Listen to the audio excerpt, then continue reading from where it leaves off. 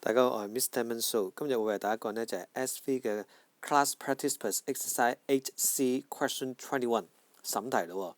In the figure, the vertices of a quadrilateral PQRS are P, Q, R, and S, and angle R equal 90 degree. Part A, find the coordinates of S。睇翻幅圖啦 ，S 咧佢嘅 X 坐標同埋 Y 坐標咧都分別以多項式表示嘅，咁當中只係牽涉到一個代數 K 嘅啫。咁好明顯下啦 ，SR 同埋 QR 咩關係啊？冇錯啦，就係兩線互相垂直，咁斜率相乘就等於-1，咁即係話我哋成功地將 D 一點咧就塞埋落一陣間嗰條主式嗰度，咁可以計到個 K 咯，計完 K 咪知道嗰個 coordinate S 咯。咁當然要提一提大家啦，由於呢度有個多項式嘅，咁通常我哋就唔好將嗰一點呢就擺喺後點，後點一減呢就會牽涉到又要拆括號問題嘅。OK， 咁 Mr. So 特登用咗啲顏色去 highlight 咗呢，我用邊點前點後點㗎啦。咁呢啲細位大家執得好少少啦，對答案嗰陣時一定要對翻出嚟，咁你就可以 correct 到你自己運算上高個問題啦。之後就好容易計㗎啦。而家咁講，你話大佬成個份數-4 over 負4咪1咯，一乘份數咪就係份數咯，即係我哋將成個分母乘過對面啊。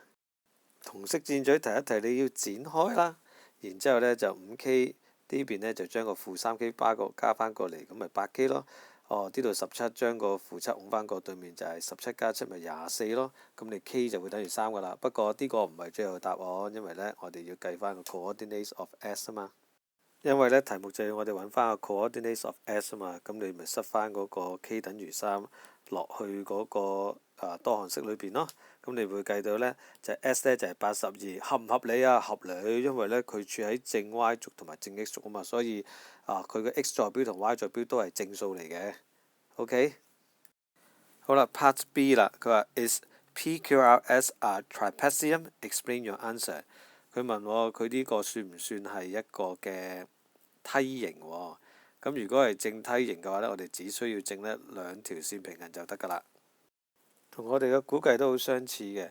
咁就PS 同埋 RQ 呢兩條線呢，我哋計到斜率都分別係1，咁所以因為呢兩個斜率都相等，我哋就證明咗 PS 就係 parallel to RQ 啦。